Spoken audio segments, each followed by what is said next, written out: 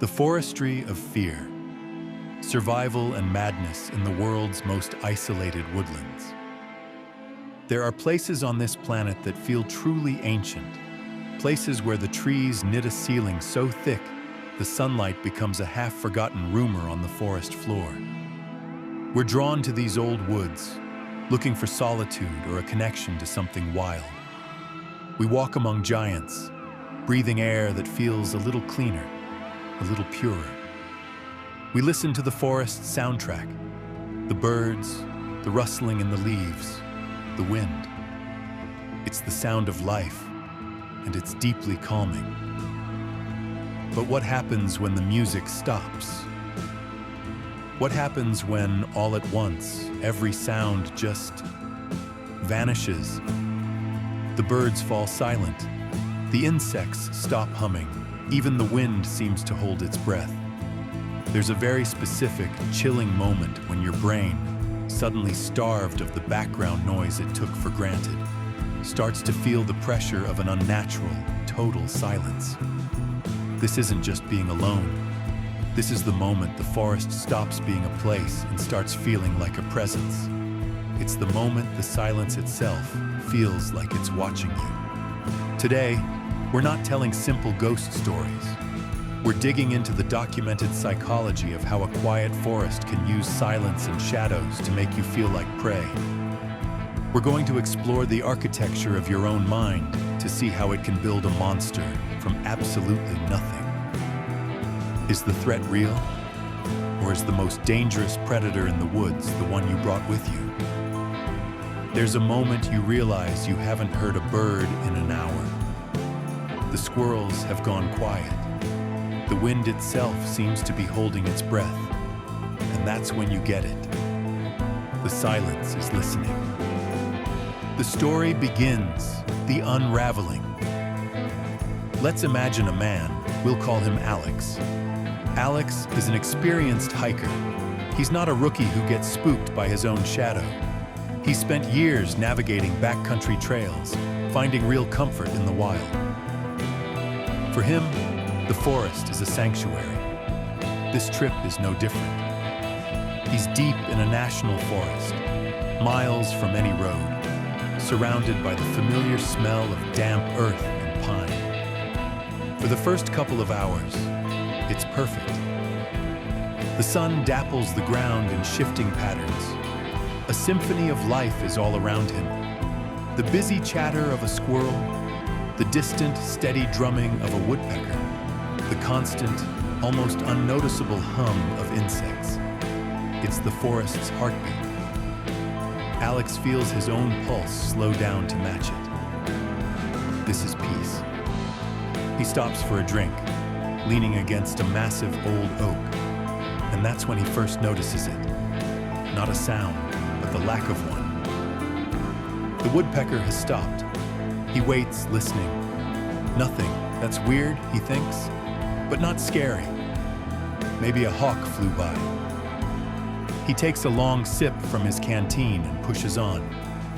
But over the next mile, the feeling just gets stronger. The squirrels aren't chattering anymore. The rustling he'd been hearing in the undergrowth is gone.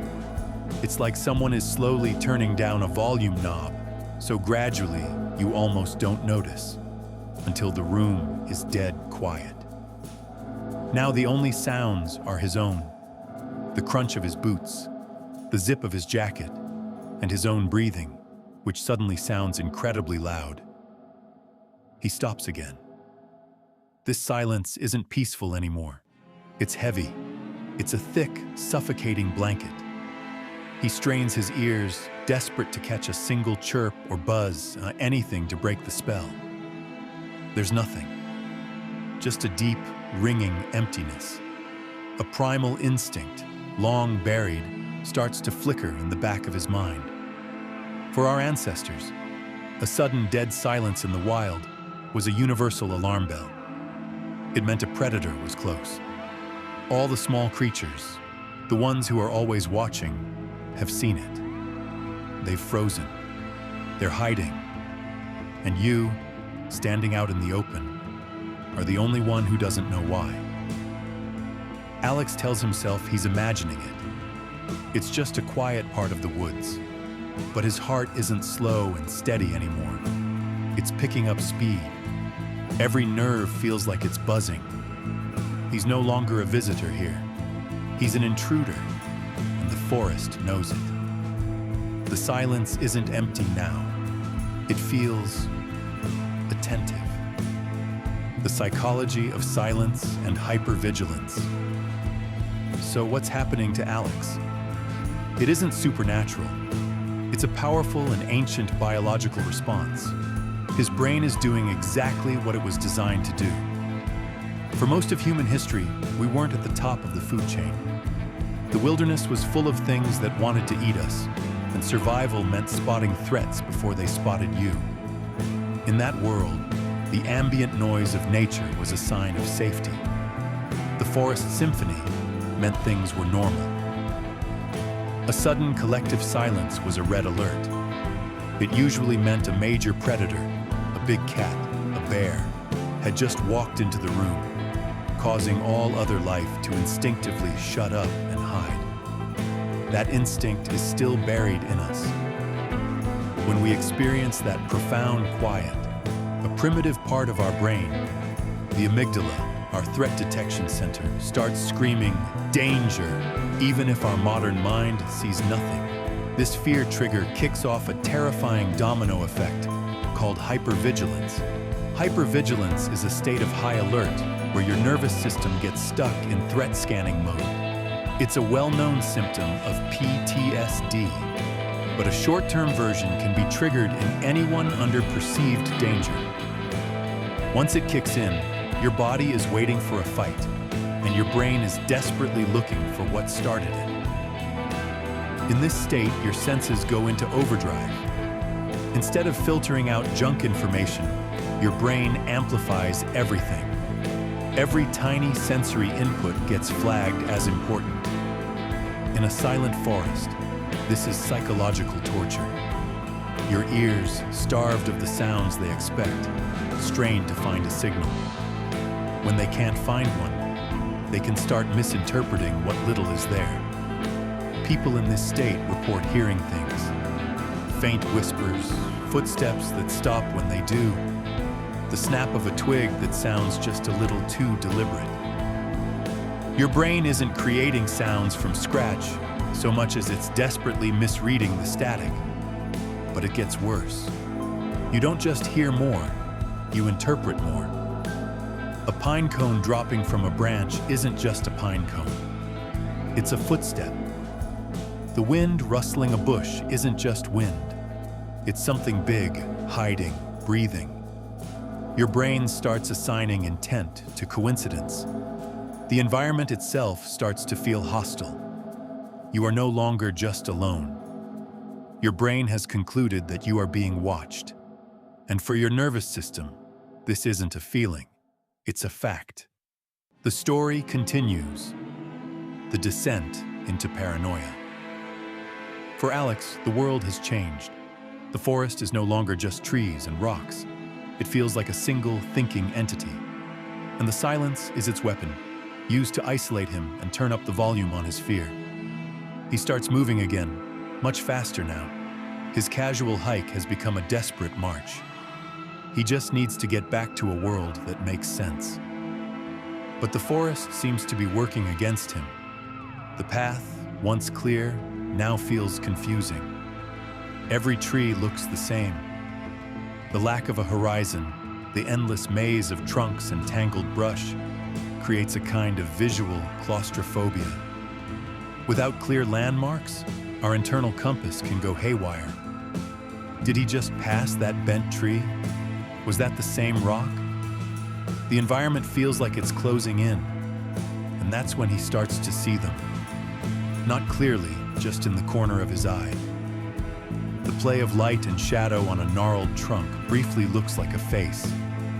Hollow eyes and a gaping mouth. He whips his head around, and it's just bark.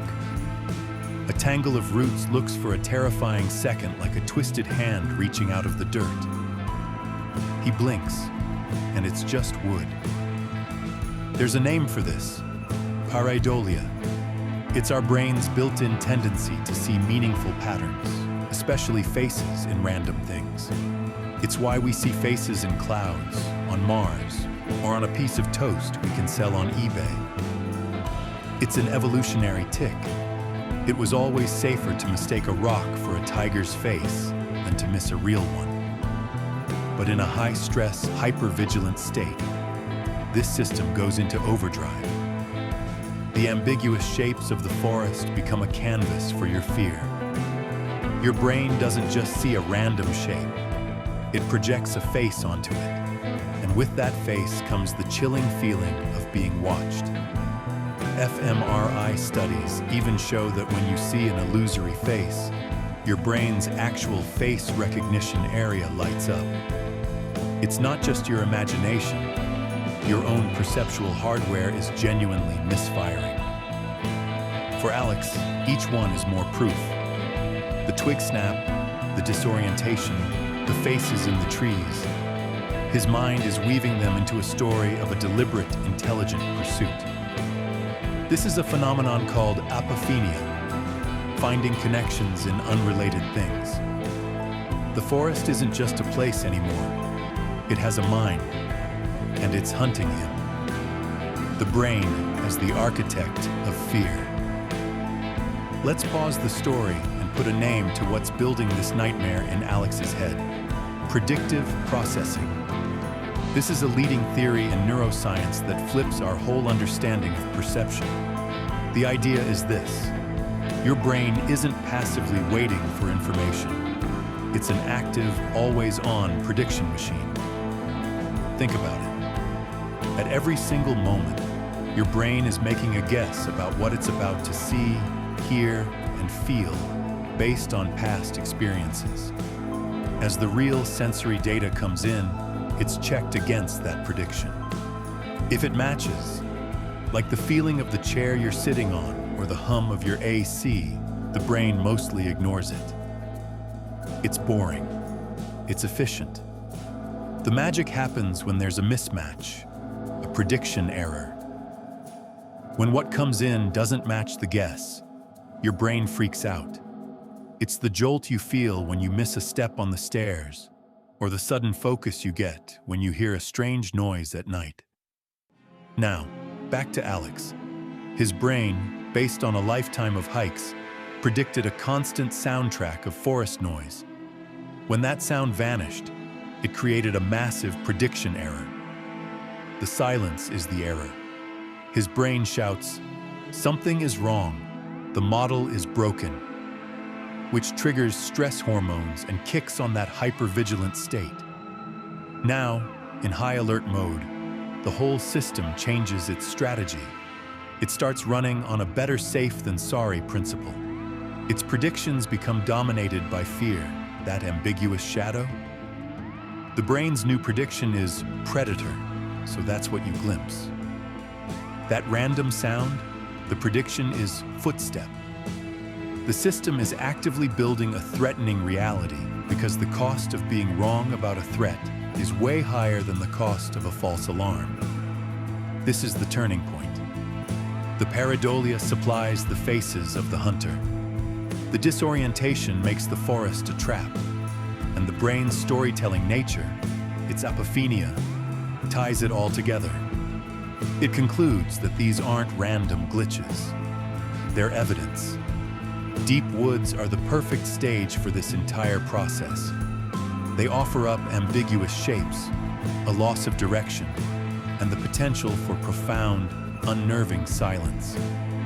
The forest becomes a mirror, reflecting the brain's own threat detection system back at itself in a monstrous form. The horror isn't coming from what's out there. It's coming from the mind's spectacular, terrifying collapse under the weight of not knowing.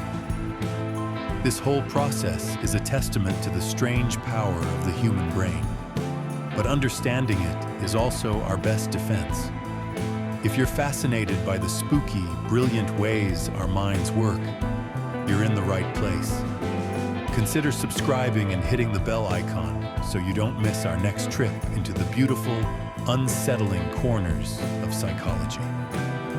And let us know in the comments. Has a place ever made you feel like you weren't truly alone? The climax. The hunt. Back in the woods, Alex isn't thinking anymore, He's just reacting. The line between his mind's creation and physical reality has dissolved. For him, the hunt is real. The rational hiker is gone. A prey animal has taken his place. He breaks into a run. He has no idea where he's going, just away. Away from the feeling of being watched, which now seems to come from every direction. The sound of his own frantic breathing and pounding feet is all he can hear. But it's no comfort. It just feels like he's broadcasting his position to the silent thing he feels is right behind him. He risks a look over his shoulder. In the deep gloom between two old pines, he sees it. A tall, impossibly thin shape, darker than the shadows around it. It's just standing there. It has no face he can see, but he feels its gaze like a physical weight. Is it real? Is it a trick of the light? An extreme hallucination born from fear? It doesn't matter. To his panicked brain, it's the hunter. That sight shatters what's left of his composure. A strangled cry tears from his throat, and he runs, blind to the branches that whip his face and the roots that try to trip him. The forest isn't just a maze now. It feels like it's actively fighting him. Thorns snag his jacket. A low branch cracks against his forehead. He stumbles, falls hard, and scrambles back up, covered in mud and leaves. The sun is getting lower. The shadows are stretching, becoming distorted and long. Now every shadow looks like another one of those thin, watching figures. He feels surrounded. The silence is now broken by what his mind crafts into a mocking echo. A twig snaps a second after his foot lands. A rustle appears to his left just as he looks right. It feels like the forest is playing with him, herding him. He's running on pure adrenaline. His lungs burn. His legs are screaming. He doesn't know how long he runs. Time has melted away. There is only the desperate need to escape this place. And then finally, through the trees, he sees it. A break in the canopy. A different kind of light. Hope, fragile and raw, surges through him. He bursts out of the tree line and collapses onto a gravel road, gasping for air on his hands and knees. He turns and looks back at the dark wall of trees. It's just a forest again. The evening light is catching the edges of the leaves, and from somewhere deep inside, he hears it. The tentative, hopeful song of a single bird. The music is starting again. The predator, it seems, is gone. So Alex made it out. He found his way back to his car and drove away as dusk settled over the land. But he wasn't the same person who had walked into those woods. The experience left a scar. He could never again find peace in the quiet of nature. For him, the silence would always be listening. What he experienced was a perfect storm of our own biology and the environment around us. A chain reaction of survival instincts, all meant to protect us, that spiraled out of control in a place perfectly designed to set them off. The forest wasn't hunting him. His own mind, in its desperate attempt to make sense of the unknown, became the monster. It reveals a deeply unsettling truth. We are pattern-seeking animals who evolved in a world of threats. Our brains are built to find purpose and intention, even in pure chaos. And when you put that brain in a place that is both isolating and ambiguous, it will do what it does best. It will tell itself a story to explain the data. And in the deep, quiet woods, that story is very often about being hunted. So the next time you find yourself in a forest and the world suddenly goes quiet, ask yourself, Is the silence truly empty? Or is your brain just starting to listen? And what will you see when it starts showing you what it finds?